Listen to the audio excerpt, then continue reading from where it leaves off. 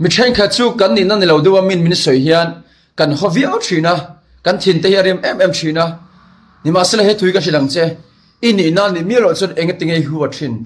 kan ni na ni mi ala wa hian engatinge huwa tur kan zon thin kan ni na ni miu le ne mi te na dik lo dewa min lo soi te mi te na ni lo dewa min lo soi te mi lo mo pu te do ta mi lo hek te hian kan ni na ni hei ne kan ni na ni mi lo chon huwa turom le ne Josepha ngai po kha Potiphara nu pui khan mut puya thema o lal pana shia tim na maya khana ha dam do ne chu unaw du kan ni na ni mi alawa min melo soite kan ni na ni mi lo chon huat tur om lo lal pana shia kan te chong kan ha dam mayang chu ni ma sela unaw du amma ni na ni mi alawa unaw du an hek na te an soi sak te tuar tu chumo lali su Krista khani unaw du nang le ke fa khani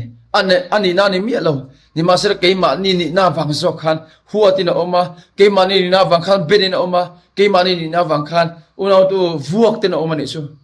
ni ma sela beram no hun me tu mango renga omangin aka ang lawa chu chu engwangin mo kan dam the na ni en ton tur isu chu min hot sian isu mole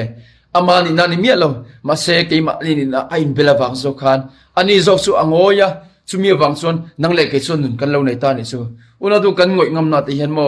dam na lo ma mi dang tan zalen na lo thina pathian thu anga kan lo ngam na te hian zalen na thina moi ka ti thin chu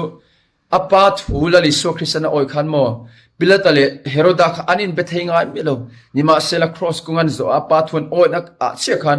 bilatale heroda kha alo in betheita ne chu